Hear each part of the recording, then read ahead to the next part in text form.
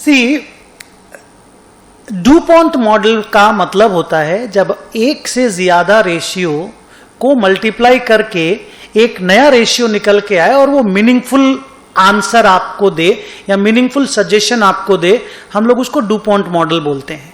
Return on equity में मैं आपको 3 रेशियो का एक डुपॉन्ट मॉडल एक्सप्लेन करता हूं। देखिए, अगर आप पहला रेशियो देखें, net profit ratio, the formula is NP by sales. This is a valid ratio, आपने देखा होगा। उसके बाद एक रेशियो असेट टर्नओवर रेशियो, जिसका फॉर्मूला है sales by total assets of the company.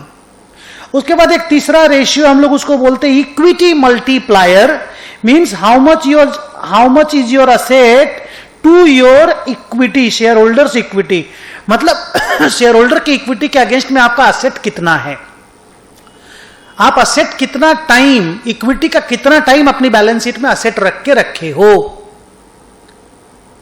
तो अगर ये 3 रेशियो को आप मल्टीप्लाई कर देते हो, net profit ratio into asset turnover ratio into equity multiplier. Equity multiplier कुछ बच्चों के लिए नई चीज होगी, it's asset divided by equity. How many times you have your assets in the balance sheet to your equity, that is equity multiplier.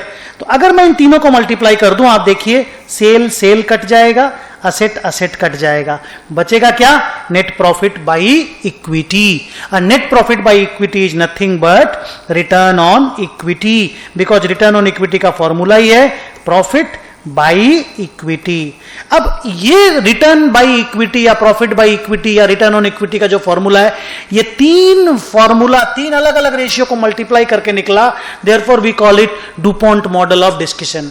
अब इसमें interesting point क्या है कि आपके पास 3 रेशियो हैं रिटर्न ऑन इक्विटी को इंप्रूव करने के।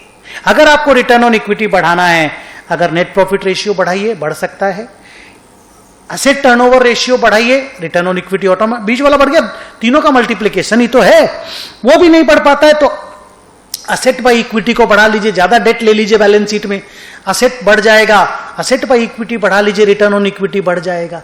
लेकिन चीजें इतनी आसान नहीं है, रिस्क हमेशा इन्वॉल्व रहता है, बट स्टिल तीनों में से जो भी आपके फेवर में वर्क करे, उस रेशियो को इंक्रीज करके रिटर्न ऑन इक्विटी को बढ़ाया जा सकता है।